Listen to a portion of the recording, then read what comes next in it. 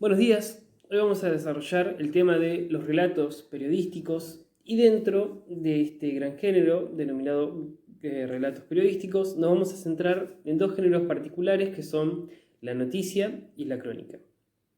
A modo general podemos definir los relatos periodísticos como aquellos textos narrativos o narraciones que se desenvuelven, se presentan, ¿no es cierto?, se desarrollan en el ámbito periodístico. ¿Qué es el ámbito periodístico? Básicamente es aquel contexto o medio de comunicación que puede ser oral, puede ser escrito, puede ser virtual, ¿no es cierto?, que tiene por objetivo la construcción de información y la difusión de dicha información para generar, por supuesto, conocimiento sobre el mundo.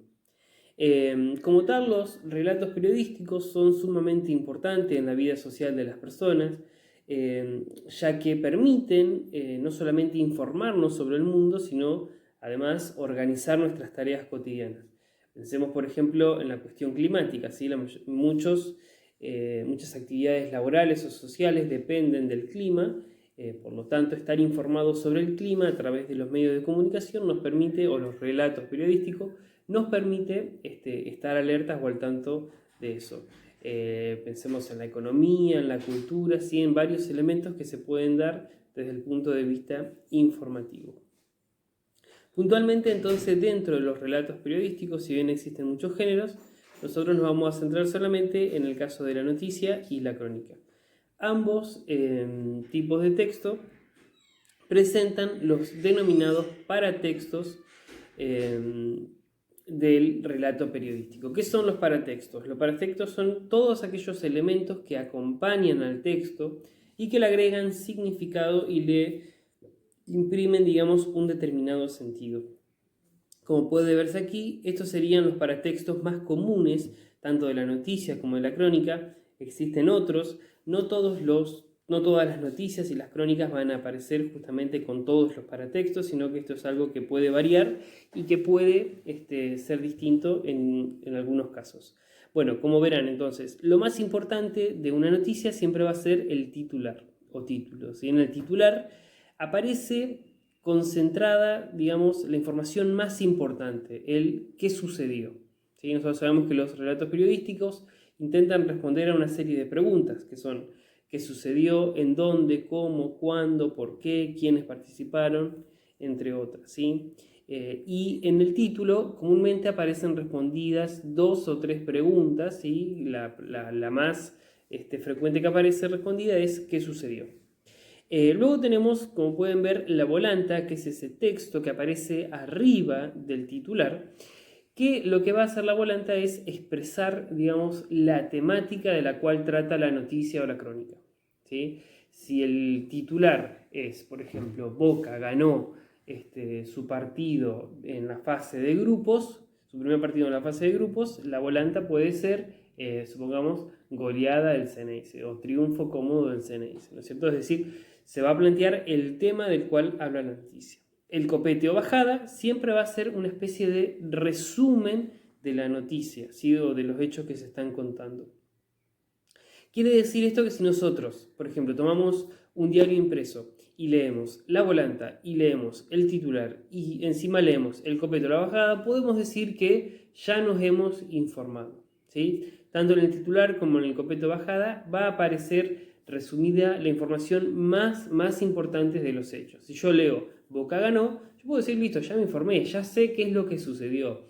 No tengo detalles, ¿sí? No sé bien qué pasó en el partido, no sé quién hizo los goles, no sé quién arbitró, no sé dónde se jugó, no sé un montón de cosas. Toda esa información extra que rodea el evento más importante la voy a encontrar justamente en el cuerpo de la noticia. Como ven, esto es una cuestión simplemente de estética que se fue dando a través del tiempo. Las noticias o las crónicas suelen organizarse en forma de columnas, ¿sí? Y en este cuerpo vamos a incluso encontrar información repetida, ¿sí? Por ejemplo, el titular, como les decía, puede decir Boca ganó y en el cuerpo se puede llegar a repetir esa información parafraseada, es decir, expresada con otras palabras, pero al fin y al cabo la misma información. Puede aparecer también en la noticia una imagen, por supuesto que la imagen tiene que estar en coherencia con lo que se está narrando. ¿Sí? Si yo estoy contando que Boca ganó el partido del jueves pasado, no puedo poner una imagen del partido de Boca de hace 3 semanas, ¿sí? Porque sería una imagen contractual. Tiene que ser una imagen que se corresponda con lo que estoy contando. Y debajo de la imagen puede aparecer el denominado epígrafe, que sería básicamente una descripción de la imagen, ¿sí? Si la imagen nos muestra, por ejemplo, a los jugadores, no sé, en la formación inicial, abajo hay que decir el plantel Ceneice minutos antes de comenzar el partido, ¿sí? Va a ser, digamos, una descripción textual de esa imagen. Y por último, y este sí es el menos importante, tenemos el denominado destacado. El destacado sería una información extra que se suma a esa noticia. ¿Sí? Por ejemplo, si yo tengo la noticia, vuelvo al ejemplo del partido de Boca, en el destacado puede estar, por ejemplo, cómo le fue a un equipo, a un rival directo de Boca, cuáles son los pasos que tiene que seguir para la clasificación, o sea, sumo información que aporte algo nuevo a lo que ya conté. Muy bien, dados estos paratextos, vamos a vincularnos entonces con lo que son, o lo que se denomina la pirámide invertida. En el periodismo es muy importante tener en cuenta lo que es la estructuración del texto, y para esto se utiliza el concepto de pirámide invertida, que está relacionado también con los paratextos. Es decir, supone la forma de organizar la información de manera tal que lo más importante, lo más trascendental o lo más relevante aparezca en el titular y en la bajada, y a lo sumo en el primero o segundo párrafo de la noticia. Y todo lo demás va a ir perdiendo importancia a medida, digamos, que el texto avance. Si uno, digamos, coloca dentro de la noticia información que sea poco relevante en el título, probablemente las personas no tengan interés de leerla y esa noticia, digamos, no va a trascender demasiado. Muy bien, ¿en qué se diferencia entonces una noticia de una crónica? Básicamente, la noticia se va a centrar, digamos, en un determinado hecho, ¿sí? Vamos a poner de ejemplo ahora, supongamos, un accidente que ocurre en una determinada calle de la ciudad de Paraná. Supongamos, voy a inventar, un accidente de tránsito que ocurre en Avenida Ramírez e intersección Avenida Don Bosco, ¿sí? La noticia lo que va a hacer es contarme a mí que sucedió ese accidente y nada más, ¿sí? A lo sumo puede indagar un poco en las causas del accidente. Puede decir, bueno, que se presume que el conductor se distrajo, que no vio el semáforo en rojo, alguna cuestión por el estilo, y no más que eso. Es decir, si uno analizara el tiempo del relato y de la noticia, se daría cuenta que se está contando un hecho muy breve, algo que sucedió en un momento, que duró unos minutos y después ya está, ya no hay más trascendido después de eso.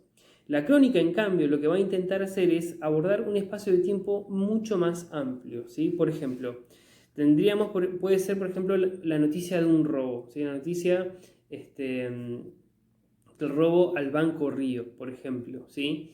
Entonces la noticia me va a decir, bueno, ocurrió un robo, se presume que sucedió esto, que sucedió lo otro, pero no más que eso, se va a centrar solamente en el hecho de que alguien robó el banco y no más. La crónica, en cambio, lo que va a hacer es intentar abarcar un espacio de tiempo y de acciones mucho más amplio.